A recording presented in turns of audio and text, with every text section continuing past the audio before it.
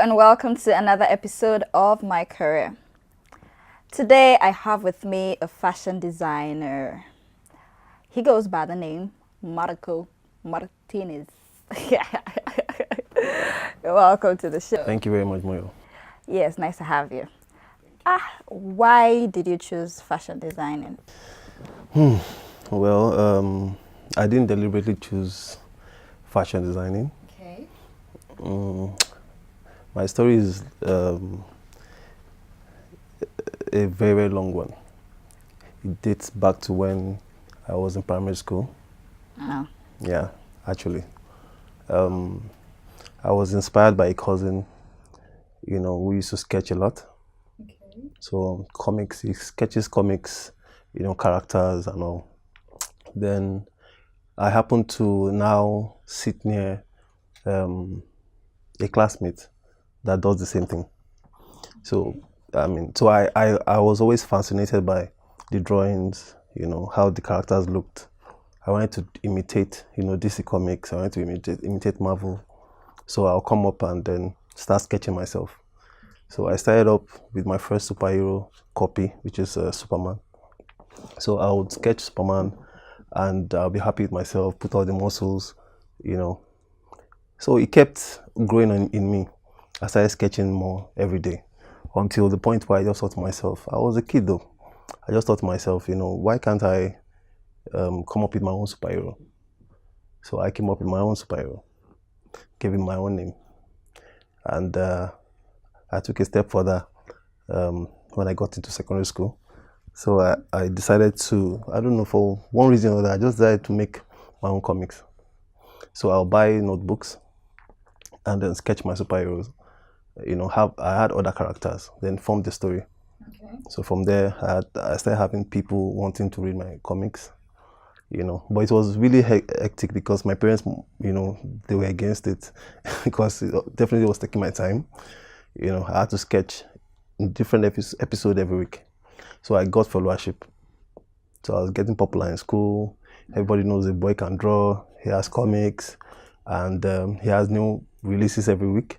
My superhero was flying over Ajegunle, saving lives.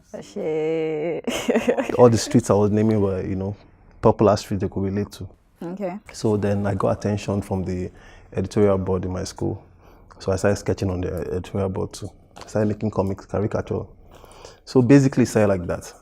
Okay. So it wasn't like one way, something I actually knew what I was doing. I was just having fun. Because primary school, a lot of people, I want to become a doctor. Then by the time I get to secondary school, no, I want to become a pilot. So that started actually. Then let me trace it down to how I'm taking to the genesis. Okay. All right. So how I moved on from there was I met one guy, one guy sitting next to me. He was very sharp. So he told me, why is there every break time? People are always rushing your book and everybody wants to be your friend. You can't really sell these things. They really want to know. Every week they want to know what happened in your next episode. Because I have to like paint and draw. It's a slow process. It takes me like a week to get one episode ready. So he told me, you know what, we can actually do business with this thing. Let's partner. And I was in secondary school. I think his father was a bank manager. So he was way ahead in thinking.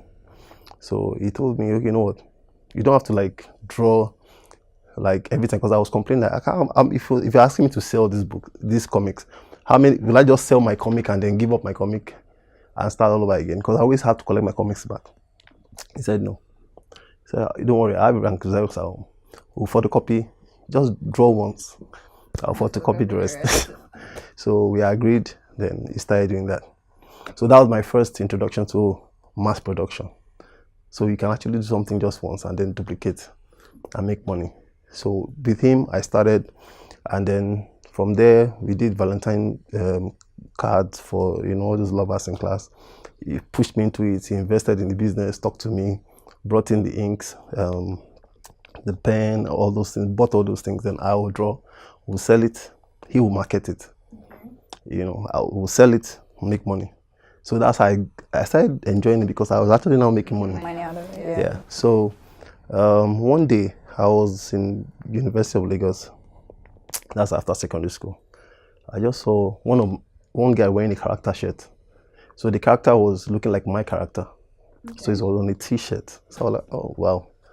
I actually followed the guy for God knows how many miles. All because I wanted to see the character. Yeah. So I'll go in front of him. I'll make sure I have gone ahead. I'll turn back again. Look, I did that several times. So I was fascinated. This character is on paper, but how did this character get on t-shirt? So that's how I dabbled into fashion. So I was thinking, how will I do that? There was no internet at that time like that. So I said, okay, I'm going to try to see how I can fuse, this drawing in fabrics. So that was how I got into fashion. Let's go on a quick break. It's still my career, and I still have with me Marco Martinez. Don't go nowhere. So welcome back. It's still my career, and still with me is Marco Martinez. So you designed world famous DJ Jimmy Jot's cap. Yeah. How do you handle piracy? What has been your challenge, and can you enlighten us about your brand itself? Yeah, Marco Martinez is a casual street brand. Basically, it started out, like I said, we mentioned t-shirts, casual wear, and street style kind of thing. So it evolved into other things because it's a lifestyle brand. We do other things now: shoes, clothes, hats, merchandise. Yeah, And now we have a new label, Adebola Moda, which I'm wearing. It's on natives, so So we've actually moved from there. We had challenges. I mean, we are still facing challenges with piracy. For example, we designed the Boys Are Not Smiling T-shirt for Terry Drabman as well at that time. That was my first challenge with piracy because the Boys Are Not Smiling T-shirts came out, and the next thing you had it everywhere. Yeah. DJ Jim Jazz snapbacks came out. We are probably one of the first people to ever do snapbacks in Nigeria. And before you knew it, everybody is, I had to go to Lagos Island, go to, on that bridge, see people selling Jolegba, selling products. It's crazy. So the real challenge is because we don't have support of the government. There's no protection for the creatives. So when you have your designs out there, they are taking it, and there's nothing you can do. I've tried to fight them. One time I got a threat letter from one of them. Are you serious? Somebody threatened me. No, a text message. Wow. Threatened me and want me to back off. But I was going to take it legal. So in Nigeria, I just have to roll with them. We are hoping that, the right authorities will come in because all our designs are patented. We don't know why we are not protected. So that is a big challenge for us. Okay, so do you manufacture everything you do it here in Nigeria? Not everything. But we do have station factory here in Nigeria. We produce a lot of our products here, except we don't have raw materials we source abroad. Okay, so why Marco Martinez? Yeah, Marco Martinez is because I had issues selling. By the time I came in early, when t-shirts, people don't know how to make t-shirts. We probably were the first starters. We came in early when it was tough to make t-shirts, when it was tough to make polo shirts. So we discovered that when we have a Nigerian name, they don't want to buy. Or they look at it and they want to check what's inside. How is it? They're not confident when you're Nigerian. So that's the reason why I went with Marco Martinez. Actually, my name is Ade Martins. Okay. So the Martinez is for my surname. So it took a while before they knew it was a Nigerian brand. So by that time they already accepted. That's really good.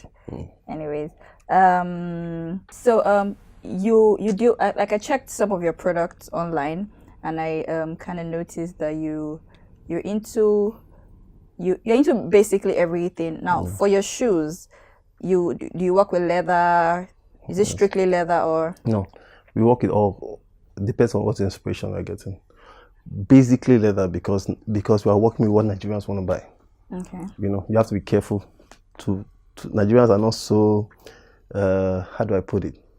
You have to understand Nigerian market. So you play around with what they'll buy. Okay. That's for the business side of it. So we basically work with leather and velvet, around that. So for shoes. What inspires your designs? What I see, what comes, music inspires me a lot. Okay. And what I see, it could just be nature or animals, or what I'm thinking about will influence how I think. Yes. So I keep sketching every time, and then release one at a time. Okay.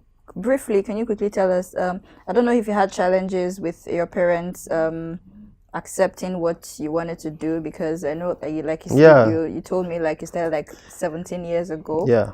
So what would you advise people who have dreams they want to follow, and like, with or without parent support? What? Well, you need your parents' blessings, so you have to be wise to know how to get it right. I had issues with my parents because I'm the only boy, and so much is expected from me. I was going to be an engineer. I am an engineer. I never practiced, so it became a big issue in my family. I came out, and then everybody's expecting me to work in one oil company. I rejected the offer.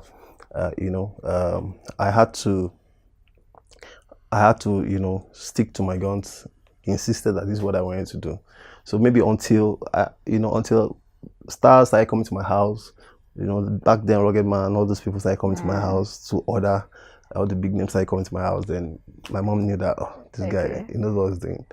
So from there, we waxing stronger. Okay. Thank you very much for coming. You're welcome. This has been an interview with Marco Martinez. They deal with clothing brands, casual wears, natives as well. Yes, anything and everything you want. The website is www.marcomartinez.clothing, and we're on Instagram. Okay. Marco Martinez 47 on Instagram. All right. Yeah. Thank you very much for having us. Thank you. Join me again next time on another episode of My Career. I am Muyo Lania.